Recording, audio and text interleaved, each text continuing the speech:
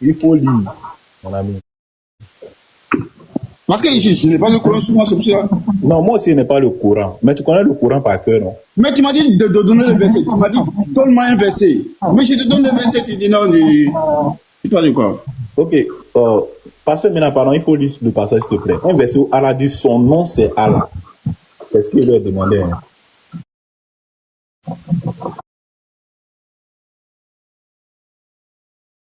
Donc,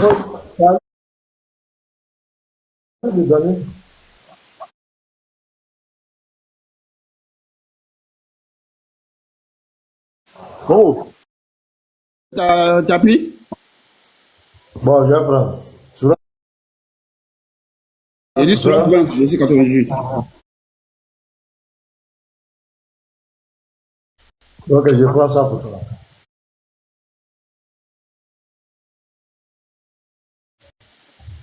Avec plaisir. Oui. On est là pour vous aider.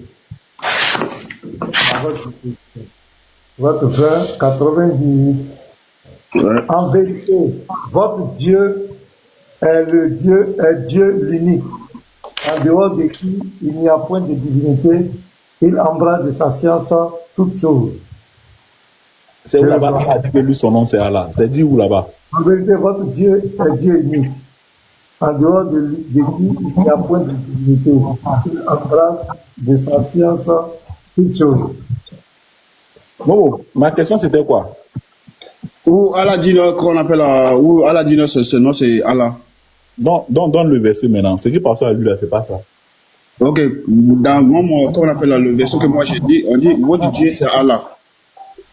Votre Dieu, c'est Allah. Oui, votre Dieu c'est Allah. Maintenant, c'est où là-bas où il a dit que son nom, c'est Allah? Bah, on ne peut pas dire non, votre Dieu c'est Dieu. Si ça se dit, il peut te faire sortir une version qui dit votre Dieu, c'est Dieu. Non, votre Dieu c'est Dieu. Voilà, c'est écrit dans le Coran dit, il dit en vérité, votre Dieu est Dieu unique. Voilà. Oui, non, unique, parce que Mon ami, donne-moi un verset où Allah il y a des gens qui chantent la dope, tout ça. Il y a des gens qui chantent. Non, unique là, ça change le dope. On ne peut pas dire votre Dieu c'est Dieu. Est-ce que Allah est un nom propre? Il dit,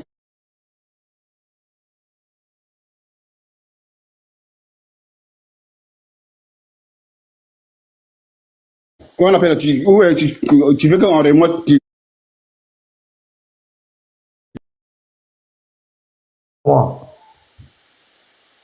c'est toujours la tradition.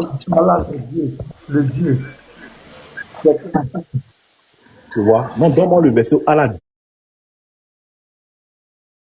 dit, lui, son nom, c'est Allah. Moi, mon nom, c'est Allah. Comme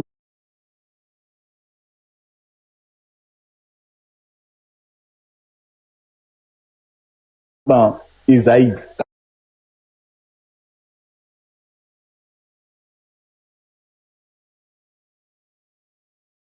45 ou même 48, il dit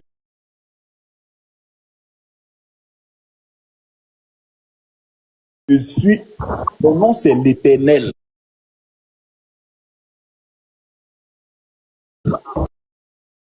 On va écouter deux intellectuels nous édifier. Voilà. Filtre au lit les chrétiens. L'autre il est kémite. Donc, soyez là pour soutenir notre frère avec les cadeaux, les tapotages. Donc déjà, lui-même il doit être prêt déjà à 14h, il doit lancer déjà. On va faire le collège déjà, préparer le terrain, les gars vont tapoter, on va demander à tous les abonnés d'aller chez lui. Là-bas, il faut que l'audience monte là-bas pour tapoter, pour partager, pour qu'ils puissent enseigner. Donc il est déjà midi moins. Donc, Andropo, allons-y. Bon, En attendant, la sœur précieuse est là. En attendant que vous trouvez. J'ai parlé, ça ne même pas, comme on appelle, 5 ou 10 minutes. Tu as modifié ce que j'ai dit. Il dit, dans le version, je t'écoute. Il dit, dans le version que moi j'ai lu, ils n'ont pas mis, comment on appelle Dieu, ils n'ont pas mis Dieu. Ils ont mis Dieu, Allah.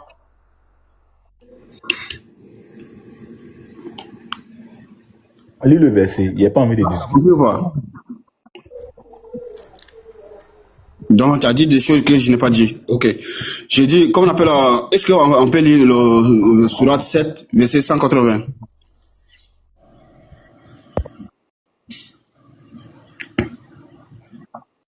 C'est pas, il n'a pas envie de discuter. Tu veux tourner en bourrique. Quand Pacha a fini de lire, tu as dit chez toi. Tu as dit chez toi. Il dit, dans le verset que moi j'ai dit, arrête. Bon. Arrête.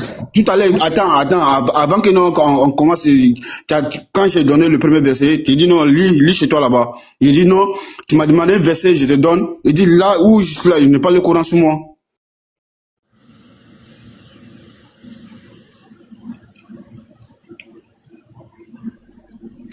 Andropov, vous ne voyez pas qu'à chaque fois quand il y a un débat pareil, pour la Bible est là, ils sont prêts même à lire même sans la Bible pour dire du n'importe quoi. Mais quand il s'agit du Coran, ils n'ont pas toujours le Coran avec eux. C'est difficile de voir, mais ils sont capables de monter pour venir débattre. Je me dis, est-ce que ce ne sont pas seulement des combattants, comme on les a dit, des combattre. Limite.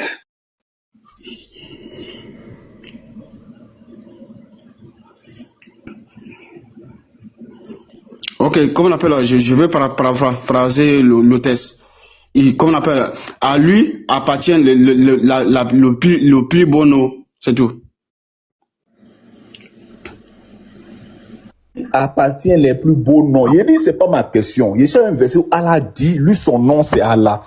mais comment on appelle, c'est pour ça que j'ai dit, lis le texte, tu vas voir. Ce n'est pas écrit, Allah est son nom. C'est pas écrit ça. Il dit, à lui appartient le plus beau nom. Les plus beaux noms, c'est combien de noms? Bah, c'est Allah. Hein? Les plus beaux noms, c'est Allah.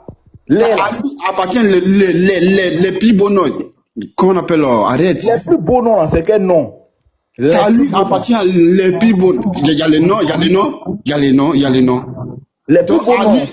À lui appartient les plus beaux noms. Les plus beaux noms, c'est quoi? Bah, ça lui appartient les plus beaux noms. Cite-moi les plus beaux noms. Les plus beaux noms, c'est quel nom? Bah, ça là. Attends, Allah, c'est un nom, bien c'est plusieurs noms. Allah. Bah, Allah, il enferme tout ce que tu veux imaginer. Donc, attends. Donc, Allah, c'est un nom. Il n'est pas, il s'enferme quoi? Il dit Allah, c'est un nom ou c'est plusieurs noms.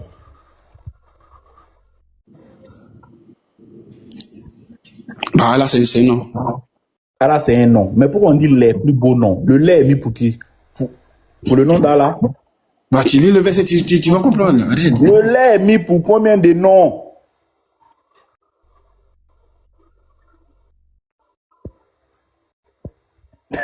Il est pas dire, bon, parce que maintenant, c'est pas la peine, au fait, c'est pas la peine. Non, arrête, c'est toi qui n'es pas la peine. Arrête. On va évoluer. Deuxième point. C'est ça. Est-ce que les là est au masculin ou bien est au singulier ou bien au pluriel?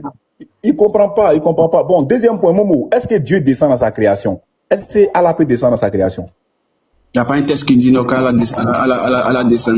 Très bien. Sourate 27. J'ai fini là, pasteur. La sourate 27. Béni soit celui qui est dans les feux et autour du feu. Le feu qui était sur la terre, puis Moïse a vu là. Qui était dans les feux là?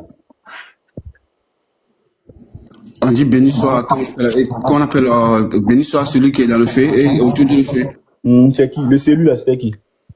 Ok, qu'on appelle, je vais répéter ta question par mot par mot. Tu as dit, est-ce que Allah descend? Mais je dis, il n'y a pas un verset où on dit Allah descend. Maintenant, qui était dans le feu là? Mais comment on appelle, je reste sur ce qu'il t'a dit. Tu dis Allah, est-ce que Allah descend? Est-ce que Allah descend? Dans Mais il y sa a pas. création, dans sa création. On dit, oui, tu dis, est-ce qu'il y a un texte qui dit que non, Allah descend dans sa création? Ou Allah descend dans sa création? Mais il dit, il n'y a pas un texte qui écrit où Allah descend dans sa création. Merci. Le verset 9, Allah dit là-bas, oh Moïse, c'est moi Allah. Donc, qui était dans le feu là? Mais tu rigoles pourquoi? Mon ami, Allah dit, c'est moi Allah. Non, Qui était dans le feu? attends, je reste sur ce que tu as dit. Il n'y a pas interprétation ici. Il reste ce que tu as dit. Moïse a dit, il dit Allah, il n'y a pas d'interprétation. Allah a dit, oh, il n'y a pas un texte qui dit non, où on dit Allah descend, où on dit non, Allah descend. Attends. Quand ils ont dit béni soit celui qui est dans le feu là, quand ils ont dit béni soit celui qui est dans le feu là, qui a dit oh Moïse c'est moi Allah? Qui a répondu oh Moïse c'est moi Allah? Qui a répondu ça? C'est moi Allah, c'est Allah qui dit. Donc qui était dans les faits? Mais le texte ne dit pas que c'est Allah qui était dans le fait. Donc Allah a menti. Non, il n'est pas menti. C'est pour ça, non, j'ai dit. Attends. Là, ce qu'on fait là, on discute dans le aveuglement, tu vois. Si il y a le texte qui est là, qui affiche, là, on va décortiquer le texte. Mon ami, tu connais le texte. Tu sautes tes questions, non, c'est pas ça. Attends, ok. Bref. Parce que tu penses que tu es malin. Mais non, bref, c'est toi qui es malin, c'est ça que je joue au malin. Ok, donc il affiche le test. Non, attends. Il affiche le test, non. Excusez un instant, et puis on va finir là, parce qu'il pense qu'il est rusé. Non, c'est toi qui hésite. Attends, on va lire le test, faut même pas t'inquiéter même. Voilà. Si tes frères ils sont honnêtes là, ils vont dire non, c'est toi qui m'armoies. Oui, tu veux un verset où c'est écrit, ou bien tu veux un verset, tu veux une source, un verset du Coran ou bien un hadith qui dit que Allah descend, non, ça tu veux, non? Je t'ai dit quoi? Il dit c'est toi qui m'armoies. Tu veux un verset ou un non, c'est toi qui m'as posé la question. Tu m'as posé la question. Est-ce qu'il y a comment on appelle, est-ce que Allah descend dans sa création? Ici, moi je te dis, terre à terre, j'ai dit, il n'y a pas un texte qui dit Allah descend dans sa création. Le mot, le phrase, attends, il n'y a pas une phrase qui dit Allah descend dans sa création. Il n'y a pas un texte comme ça. Ok. Donc il te donne ça. Moi je te donne ça. Il va te donner le test. Il va te donner le test. Ok. Attends. Tu vas me donner un test où on dit Allah descend dans sa création. Et là, écoute le phrase. Écoute le phrase. C'est ce que tu as dit. Il va te donner. Ok. Vas-y.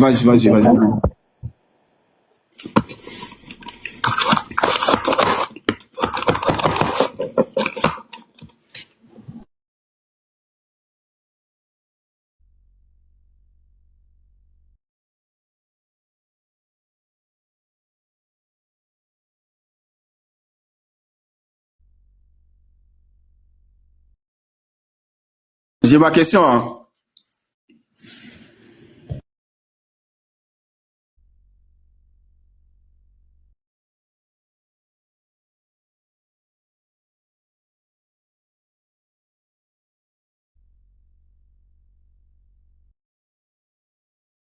Voici le hadith. Saïd al-Bukhari 11:45. Je prends ça et puis il lit chap. On dit Allah descend au ciel le plus bas. Qui est descendu au ciel le plus bas? Tu me connais même. Tu me connais pas encore. Allah descend au ciel le plus bas. Qui est descendu au ciel là? S'il te plaît. Et puis qui a créé le ciel? Comment on appelle ok. J'ai répondu. Thierry. Tu sembles à 10. Eh frère. Mon ami, c'est pas mon problème. Tu as dit il n'y a pas de test. Hadith, ça c'est un test. Faut pas fuir les hadiths. Non, Allah descend au ciel le plus bas. On parle sur le Coran. Mon ami, je m'en fous. Tu n'as pas dit Coran. Il est précisé. Tu as dit non. Test. Il y a dit Coran ou hadith. Tu as dit test. Tu as dit test. Allah descend au ciel le plus bas. On parle dans le Coran, frère. Mon ami, je m'en fous. Le ciel le plus bas qui est descendu là-bas, s'il te plaît. Attends, ok. En deux pauvres, motion. Non, attends, frère. Comment on appelle tout à l'heure, quand tu dis, est-ce que Allah descend dans sa création, tu fais référence au ciel ou sur la terre? Donc la création, c'est tout ce qu'Allah a créé. Aïe, le ciel, Allah a créé le ciel, tu dis la terre. Le ciel, c'est la création. Le ciel, c'est la création. Attends, sois honnête. Tout à l'heure, quand tu dis, est-ce que Allah descend dans sa création, hein? Est-ce que Allah descend dans sa création, tu fais référence au ciel ou à la terre? Parce que là, Je fais référence à sa création. Après un verset où on dit que celui béni soit celui qui est dans le feu et autour. Ça c'est pas au ciel, ça. Non, donc mon ami. Référence à la terre. Mon ami. Quand j'ai pris l'exemple de la terre là, tu as dit non, toi tu veux un verset où on dit Allah descend. Moi-même là, je veux même nommer même là, comment on appelle, Béni Islam Junior. Parce que c'est pas mon problème. Mon ami, c'est pas mon problème. Mon ami, qui descend dans la création ici là? C'est tout, c'est ma question. Non, attends. Ok, moi, comment on appelle, j'ai fait une doléance. Attends, tout à l'heure quand tu dis, c'est possible de faire débat aussi. Attends, là-bas, c'est la dernière question. Il va répondre. On dit Allah descend au ciel le plus bas. Qui est descendu dans le ciel et puis qui a créé le ciel là? Ok, comment on appelle, je t'informe quelque chose, les hadiths, quand tu prends les hadiths, c'est pas ma question, le hadith c'est Saïd Boukhari. Non, parce que tu connais pas les hadiths, Je connais les hadiths. Non, tu connais pas les hadiths, mon ami, je connais pas. Hey, pour la dernière fois, qui descend dans sa création? Qui est descendu ici? Bah, selon le texte, on dit c'est Allah. Non, Allah, qui a créé le ciel là? Bien sûr, c'est Allah. Donc Allah est descendu dans la création selon ce texte là. Oui. Ok, merci beaucoup. Donc, fin des débats là-bas, c'est fini. Au suivant. Barakallah. Est-ce que moi. C'est fini. Donc, les frères, si vous avez quelque chose à dire, en attendant, je cherche le verset et puis je vous apporte ça.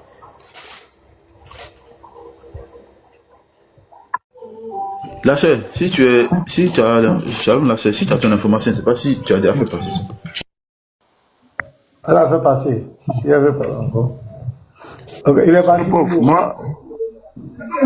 Moi, je voulais ajouter une chose, mais c'est pitoyable. Hein? C'est pitoyable. Depuis le matin, là, on a commencé une journée. D'abord, c'était un combat à cage entre les musulmans. J'ai aimé ces moments-là, vraiment. J'ai beaucoup aimé ces moments-là de combat à cage. Un imam qui a la qualité et puis le potentiel d'injurier, d'insulter. Moi, j'appelle ça, ce sont des potentiels islamiques. Comment un imam peut ne pas avoir honte d'insulter des gens?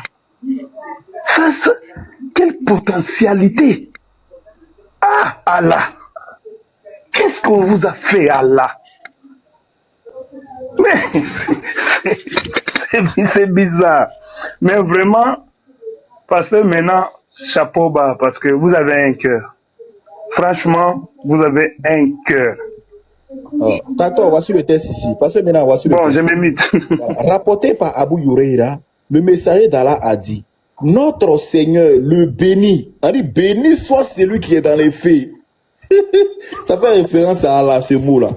Le béni, le supérieur, descend chaque nuit au ciel le plus proche de nous. Donc Allah, puisqu'il y a 7 cieux, Allah descend jusqu'au premier ciel. Au dernier tiers de la nuit, en disant, y a-t-il quelqu'un pour m'invoquer afin que j'y réponde à l'invocation? Y a-t-il quelqu'un pour m'implorer alors que afin que je lui accorde sa requête? Y a-t-il quelqu'un pour implorer mon pardon afin que je lui pardonne? Voilà, ça c'est écrit ici. Allah descend pas dans sa... Vous ne connaissez pas, on connaît les hadiths maintenant. Depuis qu'on a les hadiths et puis la sunna, on fait nos malins. On va vous fouetter ici. Donc frère, tu peux continuer ce que vous voulez présenter.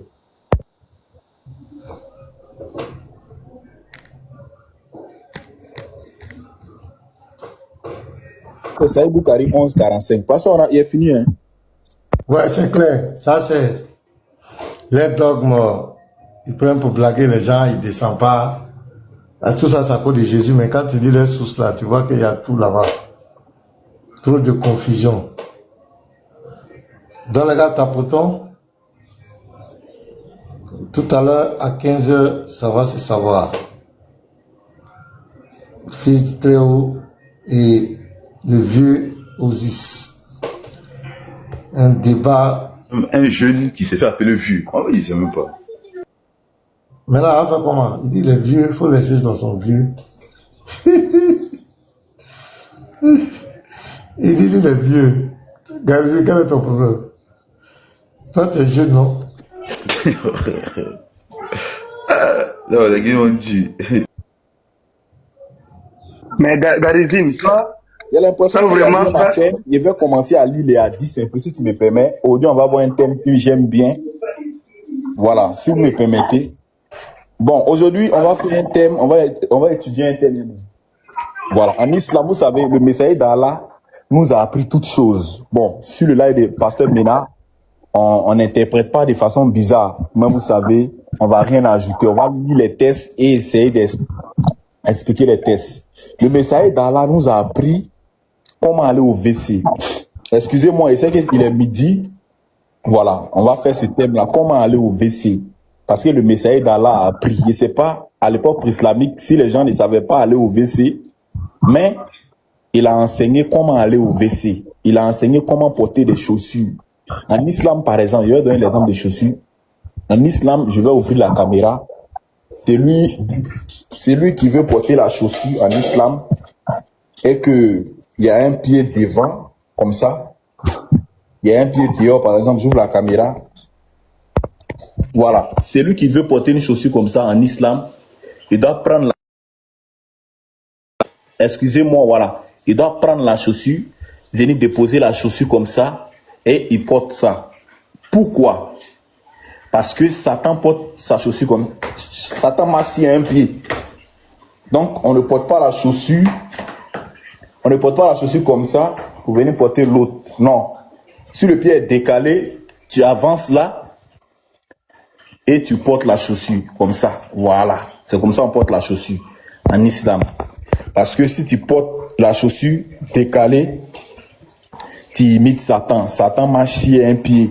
Bon, en islam, nous disons que Satan, il a une chaussure. Andropov, tu as un bon carreau. Hein. Si Allah descend avec son tibia là, donc ça va se casser. Hein.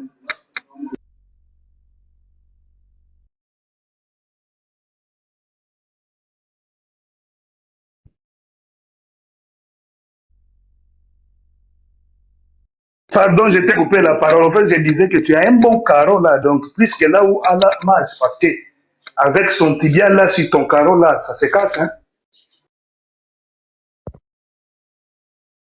Ok, donc aujourd'hui par exemple, je vais vous apprendre comment aller aux toilettes avec les sources. Donc on va lire Saïd Boukari. Non, on va aller dans le livre des musulmans. Ok, donc je vais lire les tests. Excusez-moi les frères, je vais essayer de placer les drones rapidement. Ça veut dire que l'islam est compliqué, hein? Mais au lieu de prêcher ça, ils sont là toujours. Jésus n'est pas Dieu. Jésus c'est ceci, c'est là. Jésus il a fait quoi que ce soit. Parce que je ne sais pas s'ils ont de leur source ou bien je ne sais pas quoi. Donc on va lire Saïd Muslim. Prenez le livre des musulmans. Prenez note, hein? Voilà. Saïd Muslim 270A. Ok, collection des hadiths. J'ouvre la caméra, chap. Voilà. On va descendre là. Collection des hadiths. Saïd Muslim, le livre de purification. Voilà, comment se purifier les fesses. Voilà. Donc ça peut pas être du livre de purification. 270A.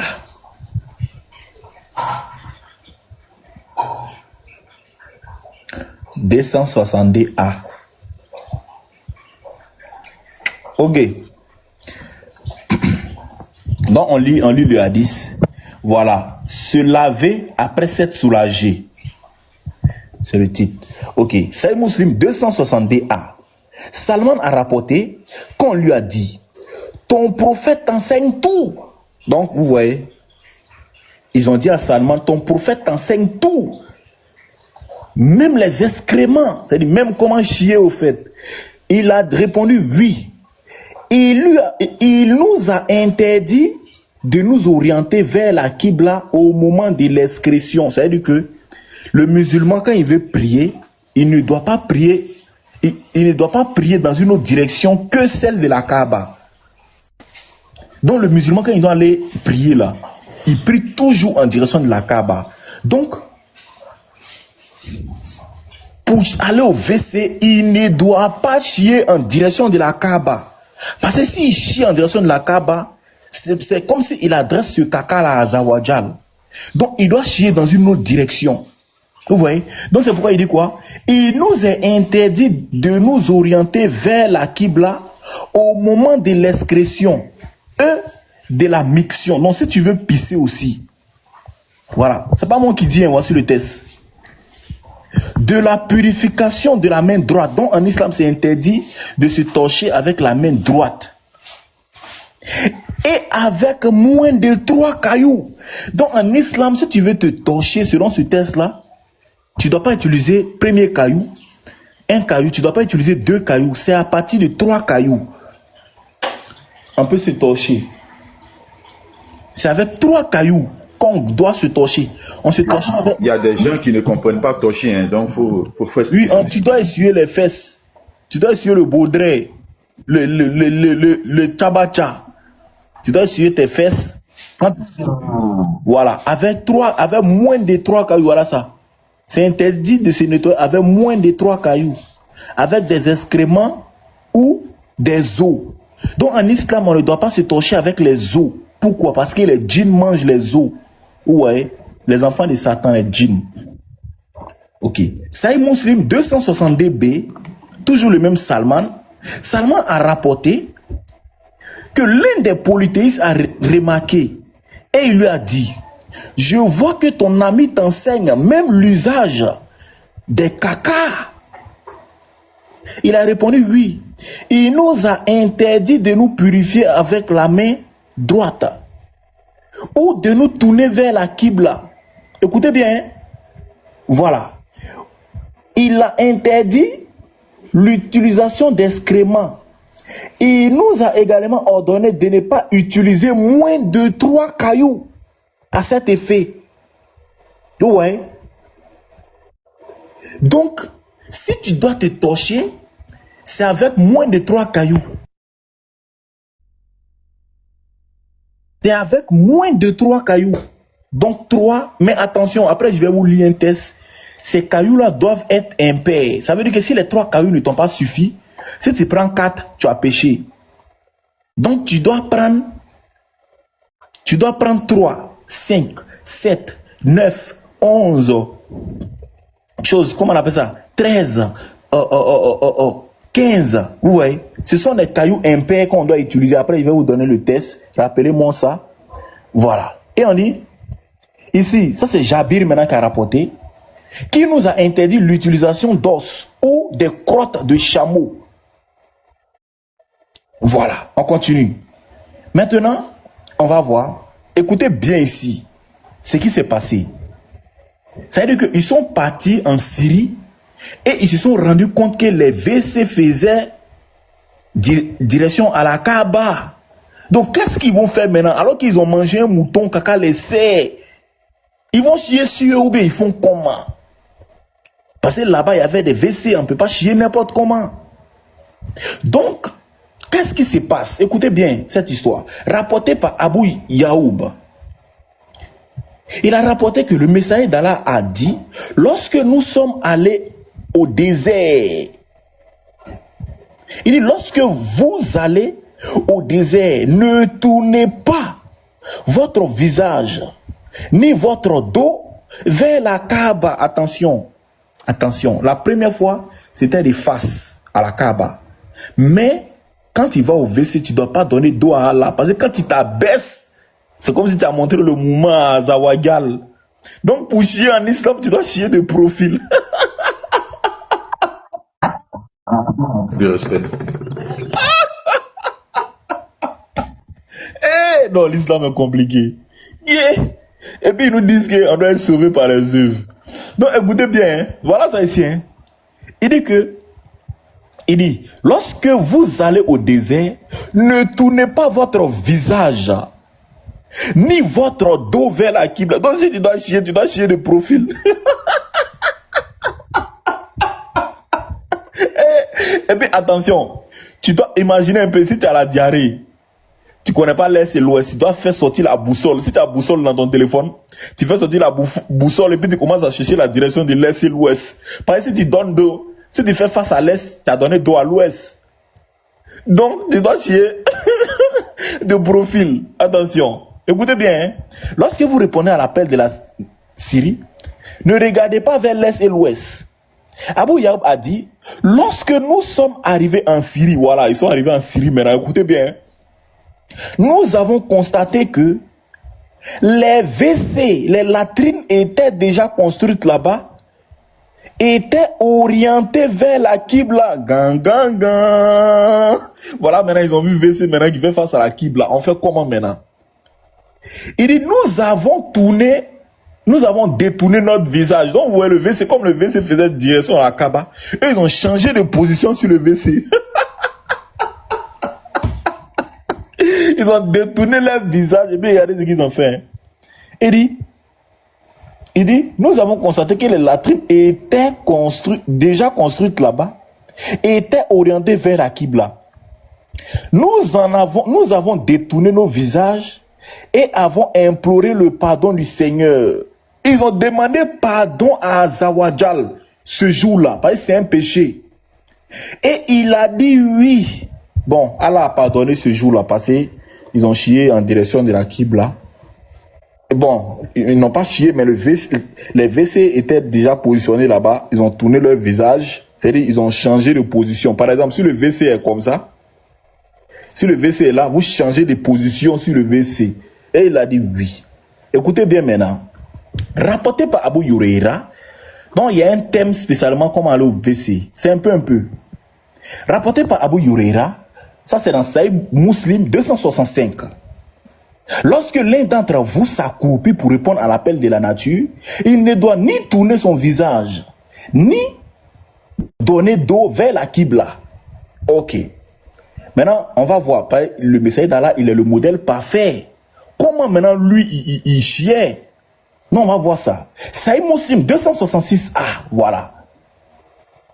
Wazib Hassan a rapporté qu'il était en train de prier vers la mosquée et Abdullah bin Umar était assis, le dos tourné vers la Qibla. Après avoir terminé ma prière, je me suis approché de lui. Par un côté, Abdullah a dit, on dit que lorsque l'on va aux toilettes, il ne faut pas tourner son visage vers la Qibla et vers Beth al-Maqdis. Ça, c'est le temple de Jérusalem. Regardez bien. Donc, il y a deux directions où on ne doit pas chier. Vers la Qibla et vers le temple de Jérusalem. Ça, c'est ce que le monsieur a appris. Regardez bien. Abdullah dit plus loin, je suis monté sur le toit de la maison. Hey, les gars, attrapez vos quais. Il est monté sur le toit de la maison. Et puis, regardez ce qu'il a vu. Hein. J'ai vu le messager d'Allah accroupi sur des briques pour se soulager. Parce que maintenant, Mary, mais il sait son visage. Bon, attends.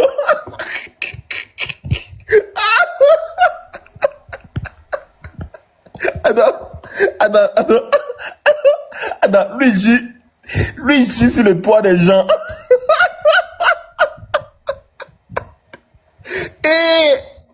Attends, faut pas dire qu'il a ajouté quelque chose. Attendez. Parce que moi, je suis pas dans ça. Voici le texte ici. Voici le numéro.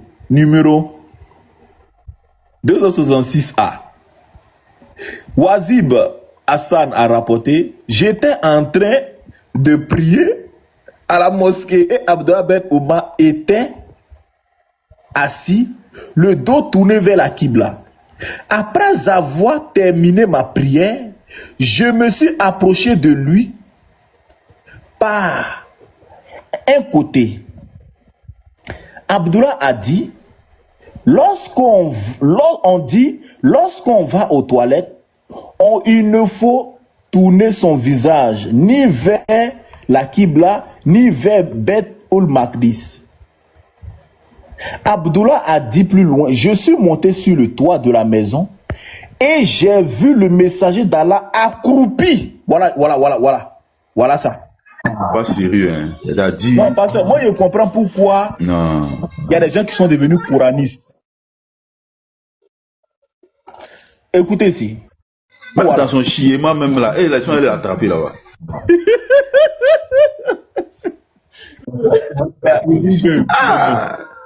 Il est monté sur le toit de la maison et je suis monté sur le toit et j'ai vu le messager d'Allah accroupi sur 2 briques pour se soulager.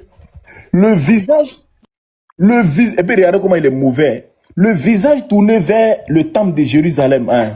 Voilà. Là, Donc, il a vu. Il a vu. Voilà, il a vu. Sur 2 briques, il était posé sur 2 briques. Il était en train de se soulager. Je vais commenter ça chez moi. Le commentaire là, voilà, il garde ça pour moi. Il a fait ça sur un autre live. Voilà. Maintenant, regardez, c'est pas encore fini, pasteur Mena. Ici, regardez bien le nom. C'était Wazib Hassan. Ça, c'est dans Sahih Muslim 262A. Hein.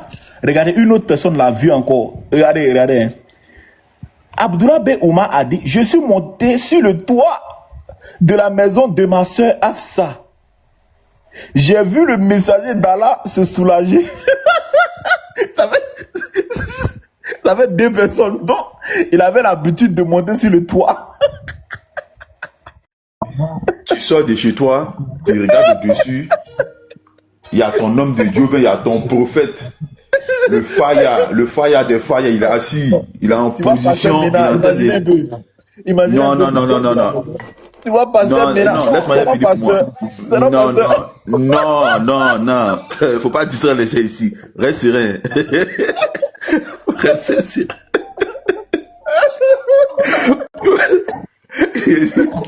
Tu sors de chez toi, ton bishop, le Faya, le tout-puissant Faya. Ah, il a accroupi comme ça. Il est en train de se libérer. Non, mais toi, tu es à la maison. Toi, tu penses que c'est le début des neiges. Comment on appelle les glaces qui tombent là même? Hein? Comment on appelle ça? Grêle, voilà. Tu penses que c'est le début des grêles. Tu entends bra. Ouais, ils sont en train de libérer un morceau.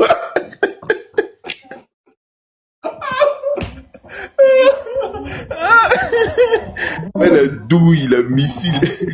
Oh, vraiment, ils sont magnifiques. Non. Ça veut dire que tu attends. Il pleut. Bon. Ça là, maintenant, il pleut. Maintenant, on fait comment? Il pleut, on fait comment? T'attends. Ça là, s'il pleut, parce qu'avant, il y avait problème d'eau. Imaginez un peu là. Afsa fait sortir, comment on appelle ça, une bassine d'eau. Elle veut recueillir l'eau qui coule à partir de la toiture là. Non, vraiment. Non, c'est quand même magnifique. Hein. Ok. Maintenant, on vient de présenter ici. Comment aller au WC. Avec les 3 cailloux de ne pas faire face à la Qibla, de ne pas donner d'eau à la Qibla. Maintenant, le messager d'Allah lui-même, comment il se torchait. Voilà. Donc, je vais prendre le hadith. Ça se trouve dans mon téléphone un instant.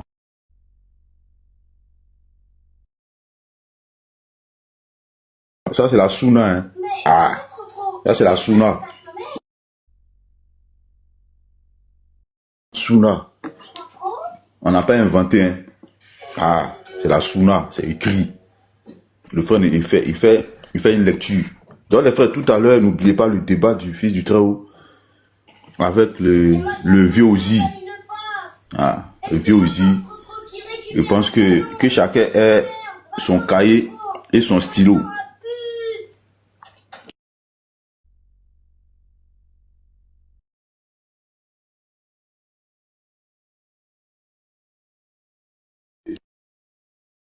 On va prendre Muslim 1300. Voilà. On va essayer de lire Muslim 1300.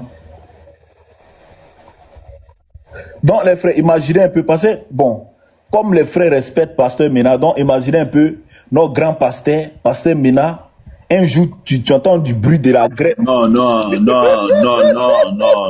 Ça passera pas ici. Okay. Ça passera pas ici. Ça passera pas ici. Cette forfaiture ne passera pas. Non, moi, je suis découragé. Franchement, moi, je suis découragé. Excusez, voilà, ici, sur cette application-là, les trucs là s'affichent.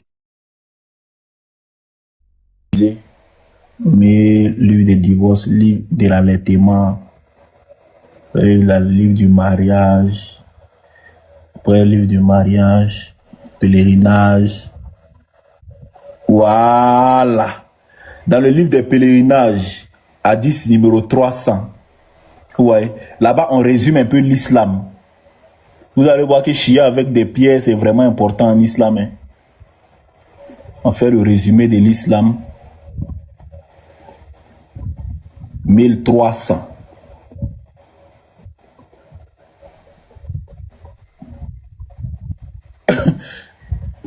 Il y a un musulman qui me demande c'est quel site. Non, c'est les recueils des hadiths. Voilà, tu vas sur n'importe quel hadith, tu tapes les numéros que je donne.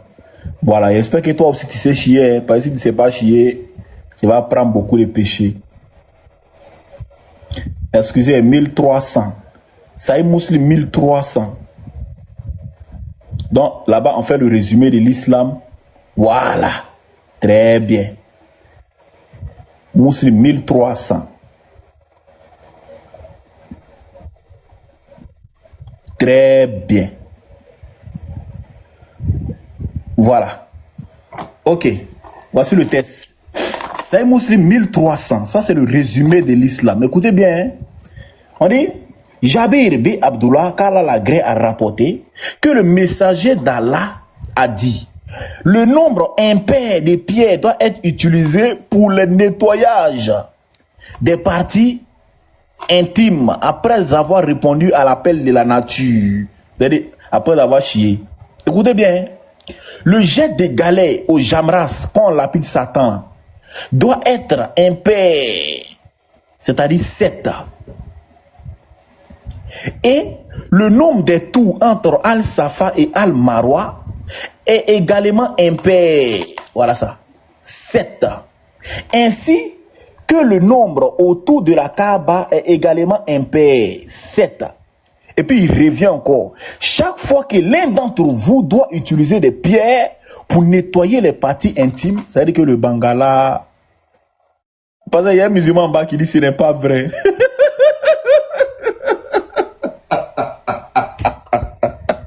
Lise, ce n'est pas vrai, il faut monter dans prouver le contraire, s'il te plaît.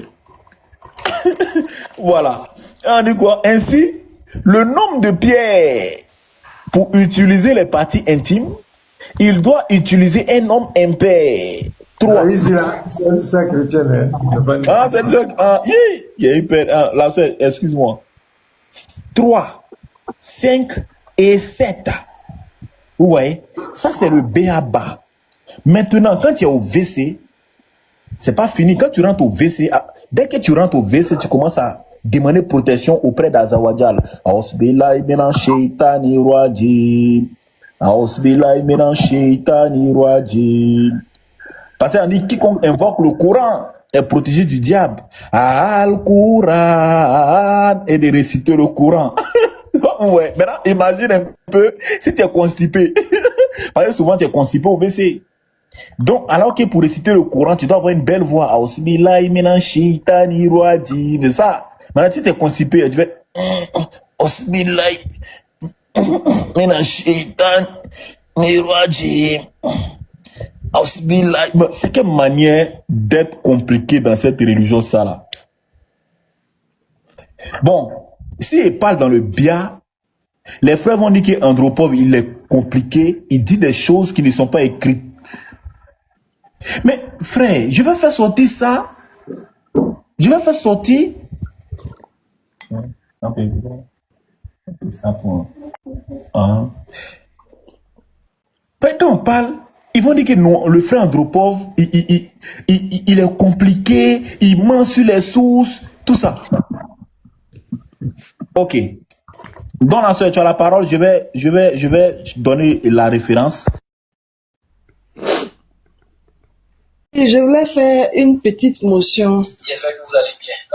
C'est quoi ça? Excusez, c'est mon micro là, j'ai pas. Il y a un frère là qui a perdu sa soeur. Il était à l'hôpital quand il a donné même sa cotisation. Et après, sa soeur est décédée. Donc vraiment, je lui présente mes condoléances. Je ne dirai pas son nom ici. Mais voilà, il était dans un moment vraiment très délicat. Mais ça ne l'a pas empêché de donner sa participation. Et quand il donnait sa participation, il m'a dit, je suis à l'hôpital, comme ça, avec ma soeur malade, mais je veux vraiment soutenir les débatteurs. Il y a quelques jours, 2 jours, il m'a annoncé la mauvaise nouvelle pour dire que sa soeur là, est décédée. Elle est finalement décédée. Donc, il a dit, bon, en live, je vais lui présenter mes condoléances. Vraiment, ça m'a un peu touché parce que ce frère-là, il a été parmi les premières personnes à réagir, franchement. Malgré qu'il était dans les difficultés, ça ne l'a pas empêché d'envoyer sa participation. Et le fait de perdre sa soeur comme ça l'a un peu déstabilisé. Donc vraiment, famille, ayons une pensée pour lui en fait, parce qu'actuellement, il est très triste. Que le Seigneur le fortifie. Donc, je voulais mentionner ça en fait. Merci beaucoup. Il y a quoi à la famille, vraiment, que le Seigneur le fortifie. C'est Dieu seul qui fortifie. En tout cas, merci beaucoup à toi, la sœur. Donc, les frères, voici la nouvelle. Et monsieur Kia et monsieur Yuri. Bonjour.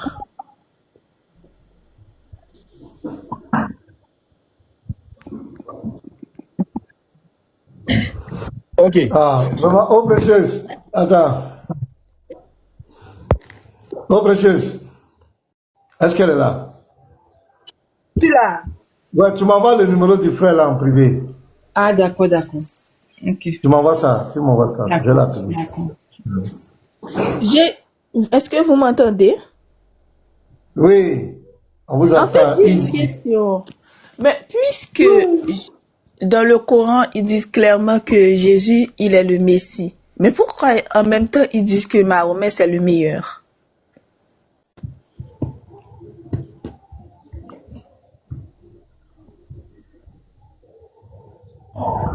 Ok.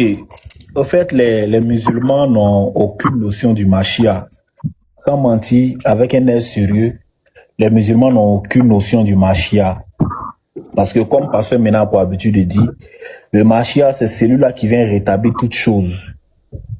Donc après le Mashiach, il n'y a plus de grands prophètes. Après la venue du Mashiach, il n'y a plus de grands prophètes. Que ce soit c'est les... Avec une législation. Voilà. Voilà. Tous les prophètes qui viennent travailler dans l'église de Jésus. Et ils sont là pour continuer. Voilà, ils doivent dire comme Jean-Baptiste l'a dit, voici l'agneau de Dieu qui ôte le péché du monde. Mais Mohamed, il allait raconter une autre histoire. Donc c'est pourquoi nous, on ne le reconnaît pas. En dehors il a pris une fille de 6 ans, il est tant. C'est l'une des raisons principales pour le chrétien, parce que selon Jésus-Christ, l'évangile doit aller jusqu'à la fin du monde. Aucune autre législation doit mettre fin à l'évangile de Jésus.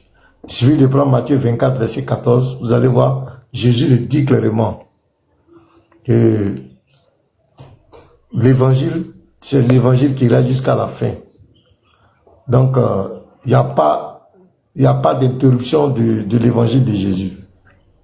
Donc, le fait que là-bas, ils écrivent, au fait, c'est une confusion. Voilà, c'est une confusion.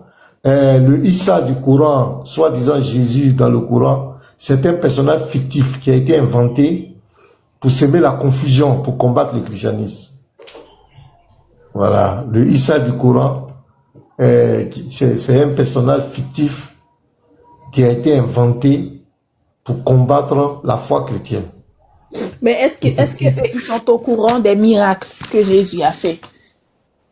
Non, ils disent que Jésus a fait des miracles, mais c'est sur la permission de Allah. Oui, mais est-ce Donc, que l'autre, il a fait des miracles? Si on prend le Mahomet. Parce que si on prend même les apôtres qui étaient avec Jésus, eux, ils ont fait aussi des miracles. Mais est-ce que... non, dans la Sunna, les gens racontent des histoires rocambolesques là-bas. On dit même qu'il a fendu la lune en deux, tout ça là. Bon, ça, tout ça, ça ne nous intéresse pas. Nous, notre problème, nous, on ne peut pas suivre Mohammed de l'islam. Nous, on ne le reconnaît pas en tant que prophète de Dieu. Pourquoi? Pas parce qu'on n'aime pas l'islam, pas parce qu'on n'aime pas Mohammed, mais parce que notre livre de foi nous dit que lui ne peut pas remplacer le Messie. Le Messie, on ne le remplace pas. Son sacerdoce est intransmissible. Non, mais ils savent qu'il y a un seul Messie, mais eux, ils le savent aussi. Non, mais eux, il faut croire aux gens que c'est la même entité. C'est-à-dire qu'ils disent que le Jésus dont nous on parle là, c'est le même Jésus dont l'islam parle. Et que nous, les chrétiens, c'est nous qui avons déformé le message de Jésus. Oui. C'est nous qui avons déformé. C'est nous qui avons déformé le message de Jésus. Et que c'est eux qui sont venus rétablir la vérité. Voilà comment ils sèment la confusion. Alors comment ils sèment la confusion? Alors que le Jésus-Christ dont les chrétiens nous parlons, ce n'est pas le Issa du Coran. Ce n'est même pas la même personne. Même la Marie dont le Coran parle, ce n'est pas la même Marie. Parce que la Marie dont nous on parle, elle est fiancée à Joseph. La Marie du Coran, c'est une femme célibataire qui n'est pas mariée. Et la Marie du Coran, oui, c'est la sœur de Moïse, la sœur d'Aaron. Quand tu prends le nombre 26, verset 59, le Coran fait la confusion entre Marie, sœur de Moïse, sœur d'Aaron, fille d'Amram, qui est Imran dans le Coran. Le Coran fait la confusion avec Marie, fiancée à Jésus. Ce n'est pas le même personnage, c'est juste, oui mon frère, tu peux monter, Boulos. Au lieu de faire des commentaires, il faut monter ici. C'est juste pour semer la confusion. Le Coran est venu mettre la confusion. C'est le Coran qui est à la base de tous ces débats. Il est venu mettre la confusion aujourd'hui entre les humains. Et moi je le confirme. Le Coran est venu mettre la confusion. Tantôt leur Dieu dit que c'est lui qui a révélé toutes les révélations qui étaient avant le Coran. Et le même Dieu dit que lui, sa parole, on ne peut pas changer. Et les musulmans nous disent que les livres antérieurs au Coran, tous ont été falsifiés. Tu comprends, ma soeur?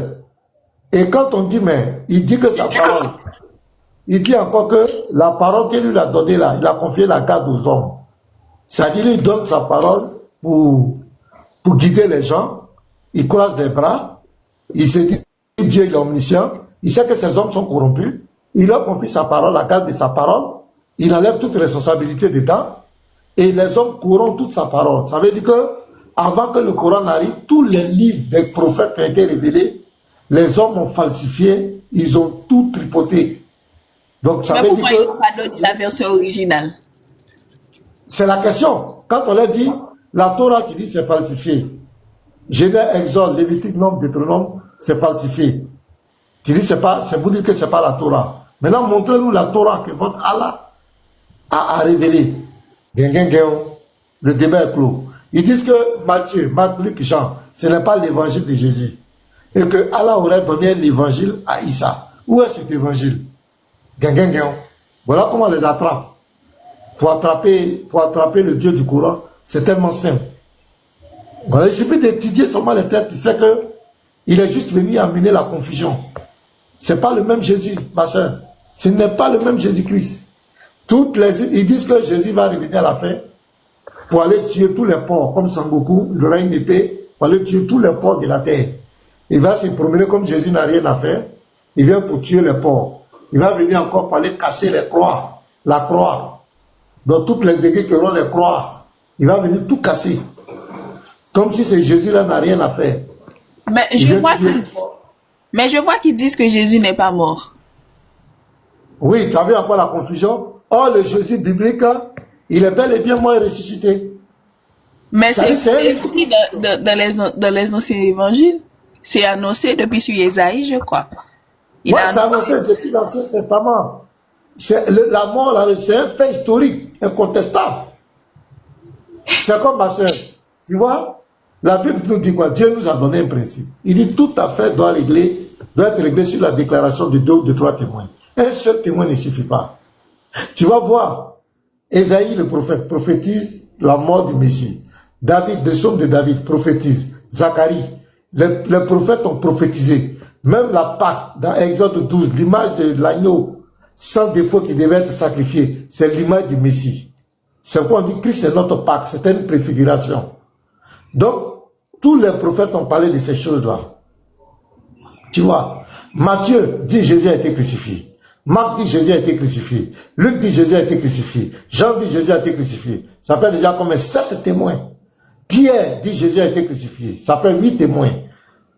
Paul, l'apôtre Paul est venu. Il dit Jésus a été crucifié. Ça fait 9 témoins. Les Juifs disent que Jésus a bel et bien été crucifié. Parce que pour eux c'était un imposteur, l'ami. Les Romains, ça fait déjà comme 10 témoins. Les Romains qui l'ont crucifié, témoins qui l'ont bel et bien crucifié.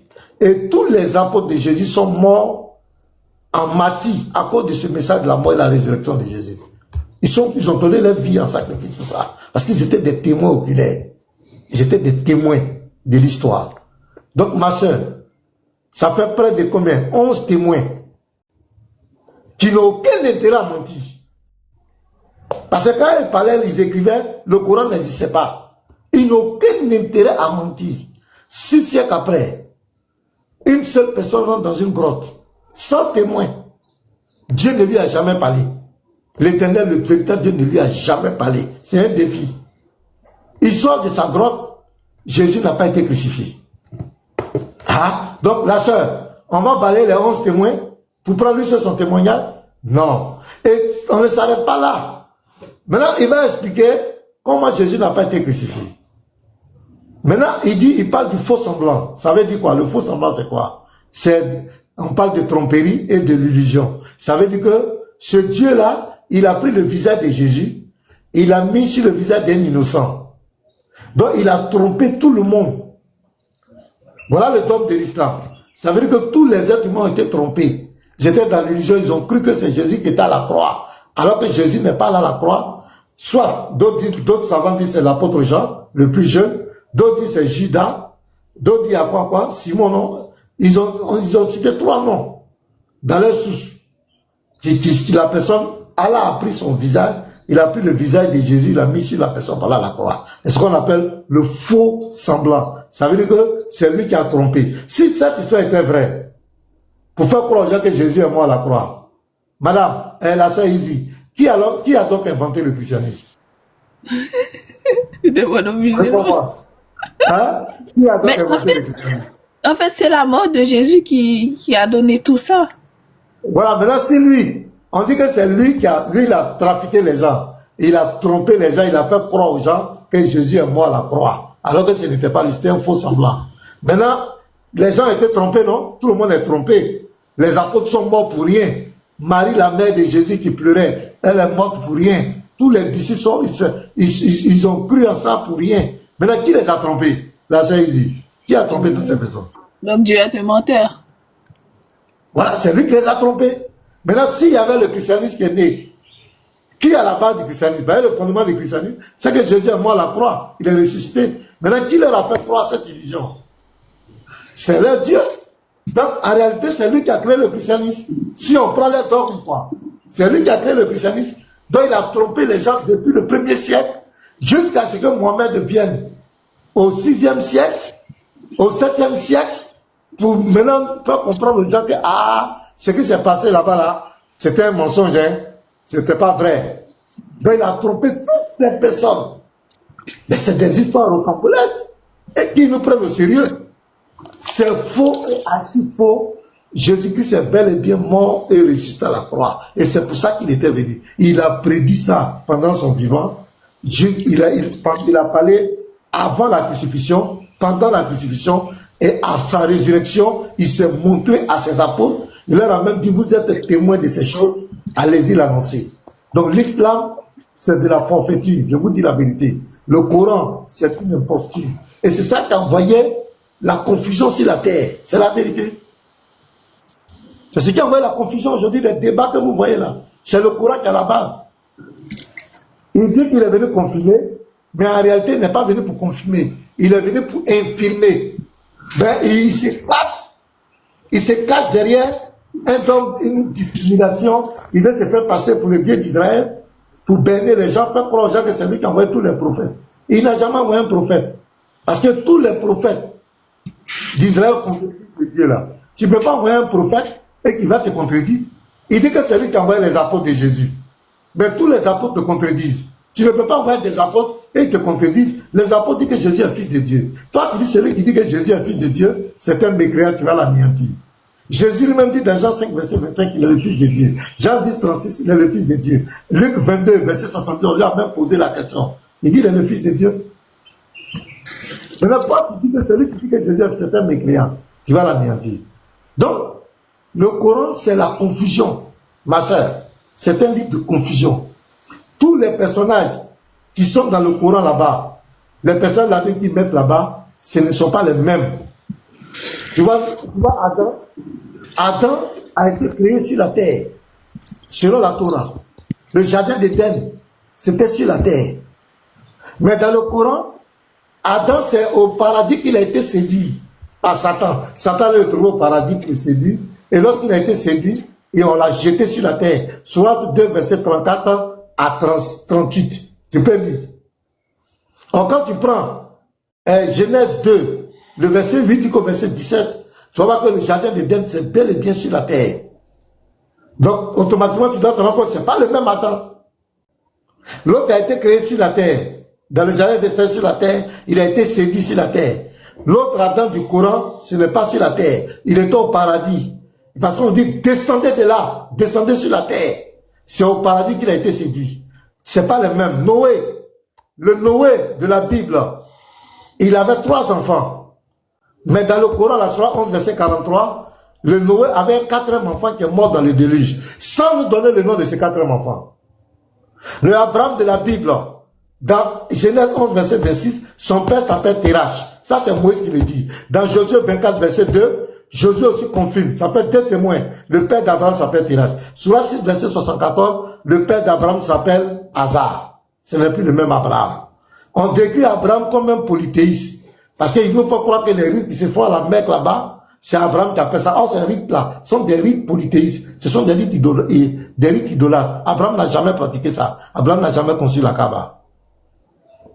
Vous comprenez, madame? Vous prenez Salomon. Dans le Coran, Salomon est un magicien. Il nous parle même des bagues de Salomon, des trucs.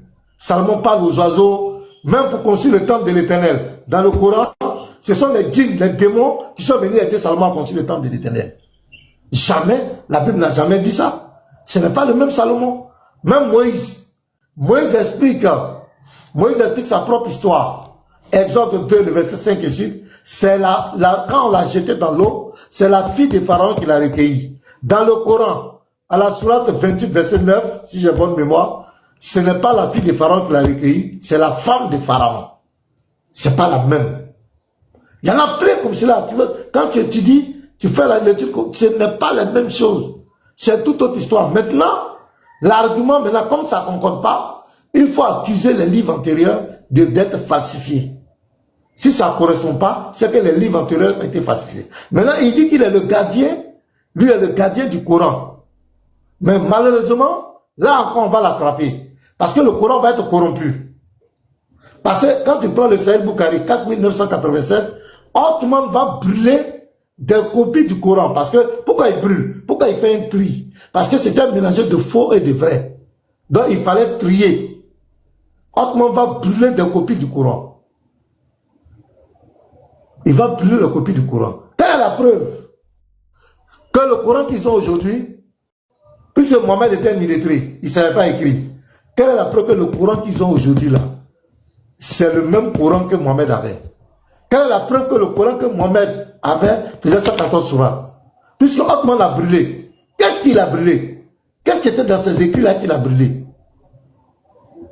Il y a des sourates qui ont disparu. Quand tu prends le Sahih Bukhari 6829 à 6830, on m'a dit le verset de la lapidation était dans le Coran. Aujourd'hui, ce verset a disparu. Aïcha, la petite femme, dit que le verset de l'allaitement des adultes était dans le Coran. Où c'est aujourd'hui? Tout a disparu. Donc, c'est du méli-mélo.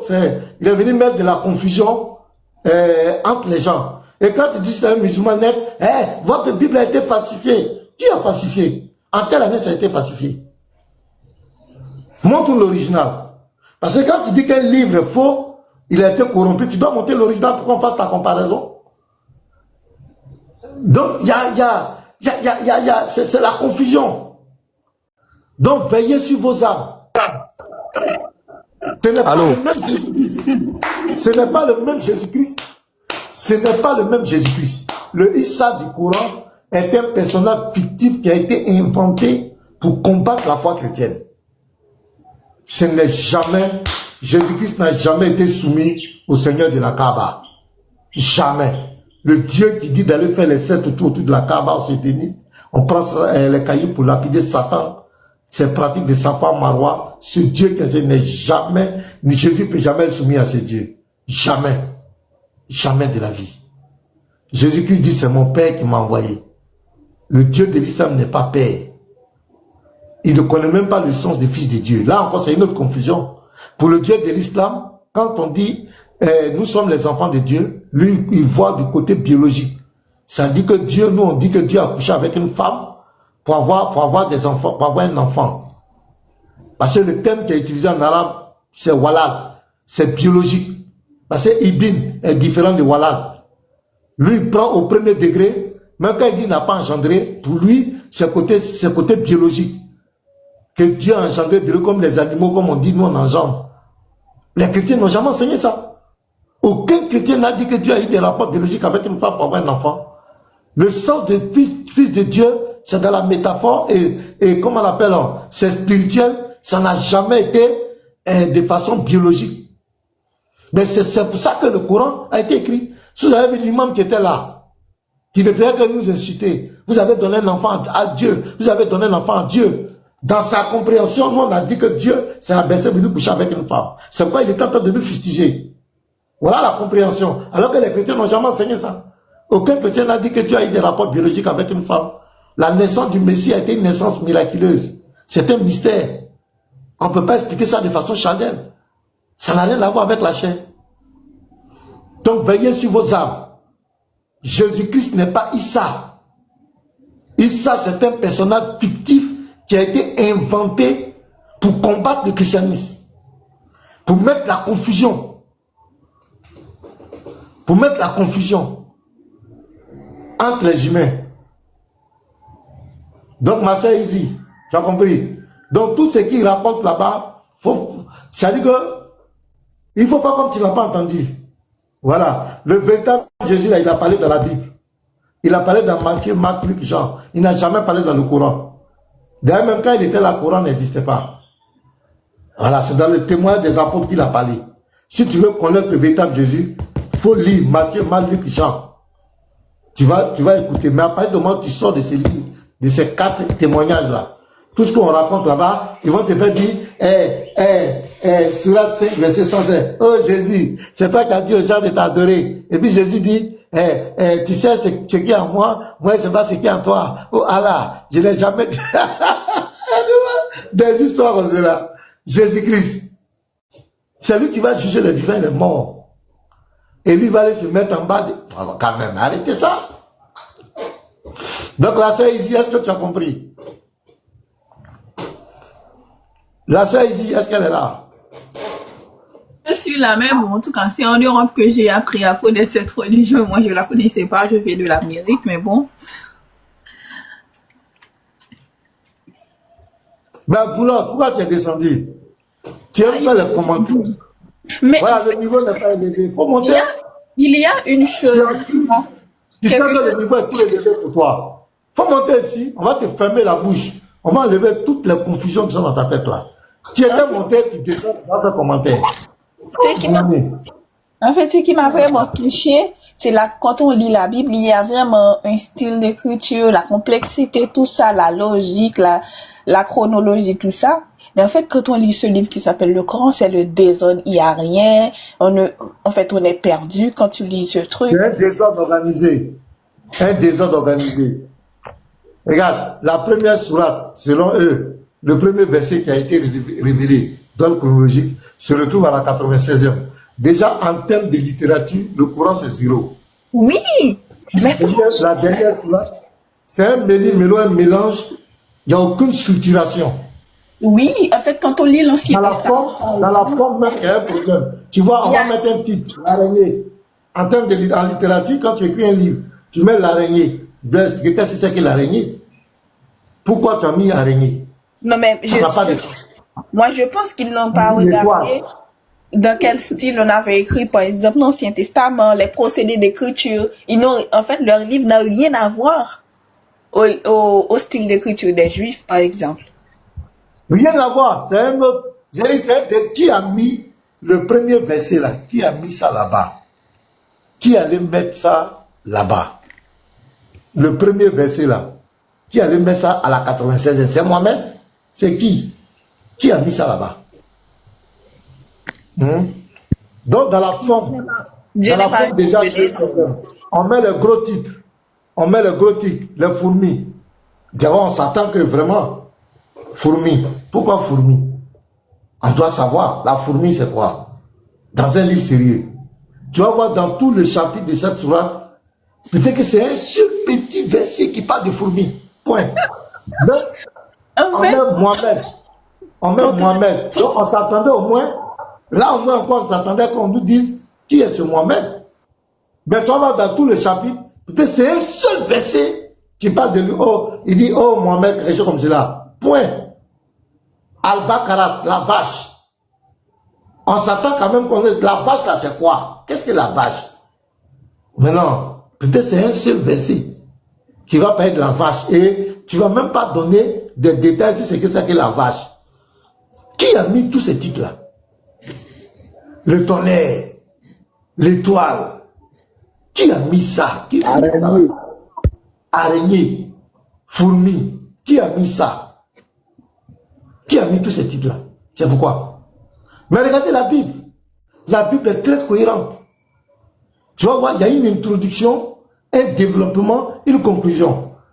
Même quand le Coran cite les personnages, ce sont des personnages, on ne sait pas où ils sont quittés. Voilà, même il y a le chapitre des djinns. Des djinns là, c'est démons. Ils ont leur chapitre même dedans.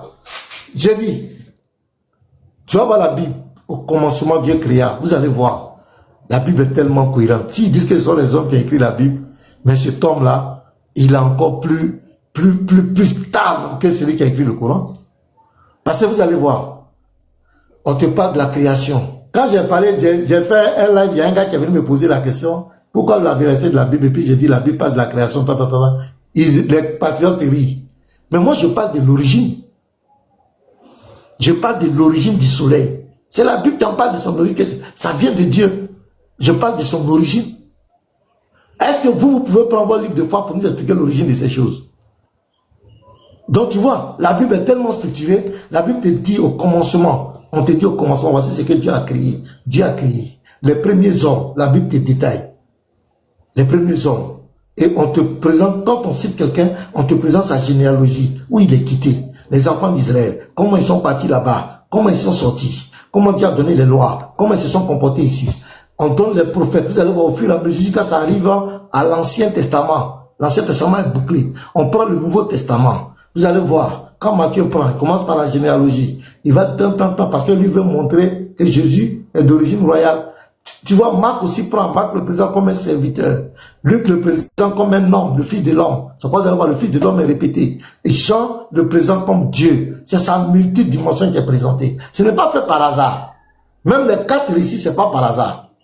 Parce que Dieu voulait montrer qu'il y a au moins 4 témoins. Mais les musulmans, c'est Mohamed seul. S'il a menti, vous partez tous en enfer. Il n'y a pas de témoin. C'est tout ce qu'il a raconté là. Il a menti dedans cette fille. Il n'y a pas de témoin. Or, pour la Bible, il y a plusieurs auteurs, plusieurs personnes que Dieu a inspirées. Et ils ne se contredisent pas. Vous voyez la cohérence du message, le fond du message. Depuis la Genèse à l'Apocalypse, le personnage central, c'est le Christ. La postérité qui allait écraser la tête du serpent, c'est le symbole du Christ. L'âge de Noé, c'est le symbole du Christ. Abraham, Isaac, c'est le symbole du Christ. Moïse qui va délivrer les hommes. Joseph d'abord, tout ça c'est le symbole du Christ. Moïse qui va, et l'agneau qui a été immolé dans Exode, c'est le symbole du Christ. Tu vas voir, et les prophéties sont claires sur le Messie qui doit venir. Et il vient accomplir les prophéties de façon claire. Une cohérence extraordinaire. Et tu vas voir la vie du Christ, son message. Quand il va partir, on te parle des actes des apôtres. Les apôtres après lui, ils vont donner l'enseignement, ils vont écrire des lettres, des épîtres, jusqu'à l'Apocalypse, à la fin. Voilà un livre cohérent. Mais de l'autre côté, Roucascas. C'est-à-dire, on commence une histoire ici, bim, on saute sur notre histoire, débrouille-toi. Débrouille-toi. Les histoires sont répétées plusieurs fois, pêle-mêle. Tantôt, tu crois, tu as l'impression que Djibril, il a oublié ce que lui-même il a dit. Il s'est raconté une autre histoire. Pêle-mêle. Hey. Qu'est-ce qui n'a pas marché? Un désordre organisé. Et il se dit clair. Lui-même, il se dit clair. Il se dit, comment on appelle, explicite. Mais, encore, il se dit en même temps explicite, il se dit en même temps ambigu. Lui-même, il se dit explicite, suffisamment clair, il dit encore qu'il est ambigu. Il a des versets à sens équivoque. Il est en même temps clair, il est ambigu. Et pour le comprendre, il faut aller faire recours à combien de savants. Et chacun va prendre un verset, il raconte ce qu'il veut. Non, les gars, donnez-moi un seul point, une seule phrase dans le Coran où l'Éternel, le Dieu véritable, a parlé dedans. Il n'a jamais parlé à votre prophète. C'est dans la Bible, il y a ainsi pas l'Éternel. Je peux vous montrer ainsi parle l'Éternel. Donc si la Bible n'est pas la parole de Dieu, c'est que Dieu n'a jamais parlé sur la terre. C'est ici là où l'Éternel dit au moins ainsi parle, ainsi dit l'Éternel. L'Éternel m'a dit, l'Éternel a dit, c'est ici. Maintenant si ici là n'est pas la parole de Dieu, c'est où on va trouver la parole de Dieu là? C'est où? Dans le Coran, l'Éternel n'a jamais parlé là-bas. Celui qui a parlé au prophète de l'islam, c'est un ange, selon eux, un esprit qui s'est révélé à lui dans une grotte. C'est lui qui parle dans les 114, c'est lui qui parle à Mohamed. Sourate 53, verset 4 à 5, on dit c'est une révélation que lui a révélée. Djibril, c'est lui qui l'enseigne le Coran. Les 114 sourates, c'est lui. L'Éternel n'a jamais parlé à votre prophète. Comment il a envoyé? Il n'a jamais parlé dans le Coran. Comment vous pouvez dire que c'est sa parole? Arrêtez de fatiguer les chrétiens. Nous, on ne reconnaît pas ça, on est tranquille. Vous dites que c'est falsifié, vous n'avez aucune preuve de falsification. Donnez-nous l'original, on va faire la comparaison. Quand on vous pose cette question, c'est fini. Ça bégaye.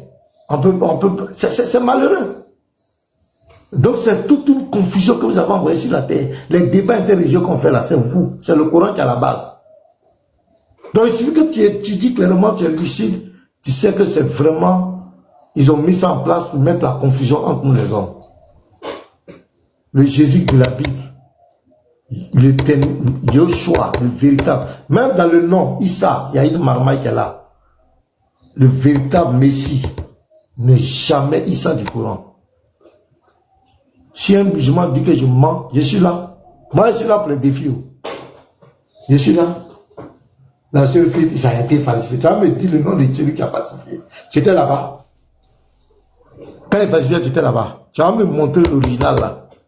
Et puis on va faire comparaison. Tu vas me dire en quelle année ça a été falsifié. En quelle année? Où? Parce que déjà au 1er, 2e, 3e, 4e siècle, la Bible était, les écrits étaient répandus partout dans les églises.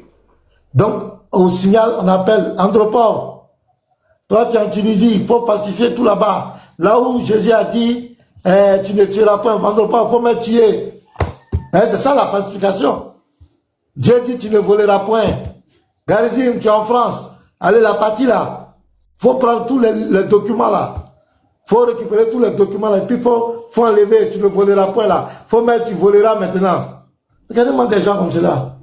Regardez-moi des histoires comme cela. Et c'est comme si avant leur prophète, il n'y avait pas des hommes intègres sur la terre. Tous les hommes étaient des gens malhonnêtes.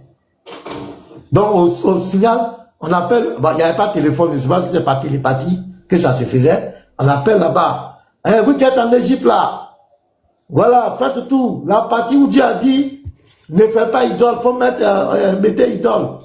Donnez-moi des choses. A été falsifié. Falsifié. Parce que leur livre ne peut pas confirmer. Leur Dieu, c'est qui dit dans le Coran là. Quand on vérifie, ce n'est pas vrai. Ce n'est pas lui qui a révélé ces livres-là. Ce n'est pas lui. Ce pasteur, demande aux musulmans pourquoi le style d'écriture de Dieu a changé catégoriquement. Il n'y a pas de parabole. Franchement, ce qui m'a choqué, il n'y a pas de parabole dans leur livre. Non, il y a parabole. Il y a parabole. Il y a les paraboles. Ah bon? Quelle parabole? Oui, il y a les paraboles. Là, faut pas il y a des paraboles où le Dieu dit que... Attends, je vais te montrer un exemple. Sourate... Et ça, on a pris pour les coincer, ils se sont fâchés. Comme d'habitude. Sourate, c'est combien? 28, 39, 28. Attends. Je vais voir.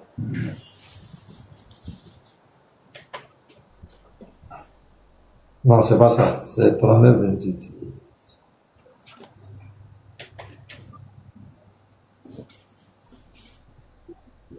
Attends.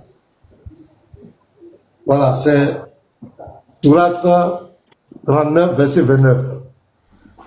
Il dit, Allah a cité comme parabole. Tu as vu, non? Allah a cité comme parabole un homme appartenant à des associés, se querellant à son sujet, et un autre homme appartenant à un seul homme. Donc ici, Allah donne une parabole, mais il se compare, il s'identifie à un homme ici. Donc quand tu dis aux musulmans, Allah s'identifie à quoi ici? À qui? Ça devient valable. Là, Dieu se compare à un homme ici, il se fâche. Il se fâche. Il dit pourquoi? Donc maintenant, il dit de répondre. Il dit je ne réponds pas. Il ne veut pas répondre. Dans la sœur, voilà un exemple ici. C'est ça la parabole. Est-ce que c'est une parabole? Il se compare à un homme ici. Ok, merci les gars. Vous pouvez continuer, ceux qui veulent dire que Chandro. Je vais me muter là, je viens. Je vous laisse 5 minutes comme cela, je viens. Ok. Voilà, Prod, vas-y, tu as la parole. Prod, tu as la parole.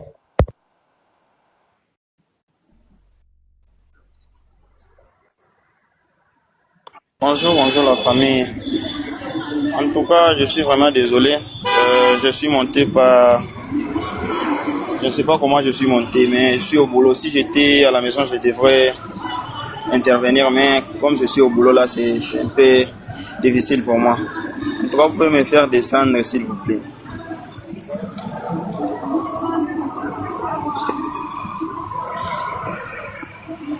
Oui, vous m'écoutez?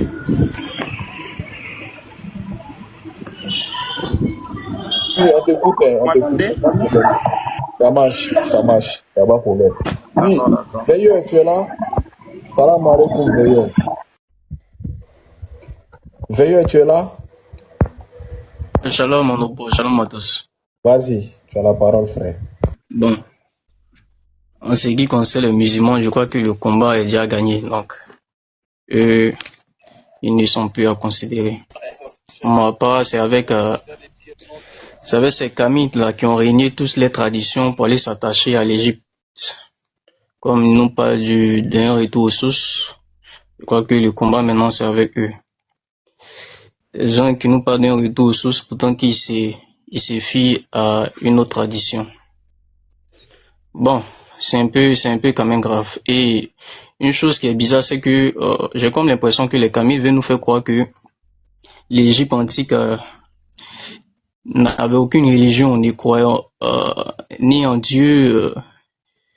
Il veut nous faire croire que l'Égypte antique était athée. C'est quand même incroyable, hein? C'est-à-dire qu'à l'Égypte antique, il n'y avait pas de notion de religion, ni de Dieu, ni de quoi que ce soit, mais ils étaient tous des athées. Non, les Africains étaient tous des athées. Et ça, ce sont les Kamites de 2025 qui veulent nous faire croire ça. Et quand moi j'entends ça, ça me fait rigoler. Ça me fait rigoler. Je sais pas sur quoi il se base, mais il n'y a aucune source qui le dit. Il n'y a aucune source qui le dit. Pour ma part, j'attends au fait le débat qui va se passer avec ce jeu-là, Ozzy et Feu du Suprême. Je sais que c'est déjà gagné d'avance, mais pour l'instant, j'attends juste que l'heure commence et puis on va un peu s'amuser.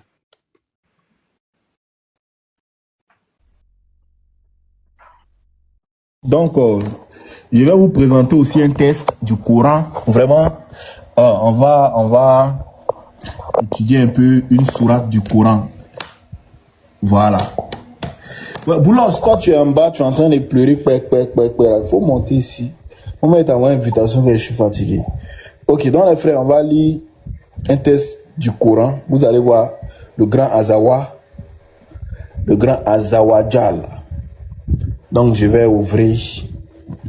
Écoutez bien, je vais chercher le noble Coran. Voilà. La sourate 22. Vous pouvez prendre. Hein?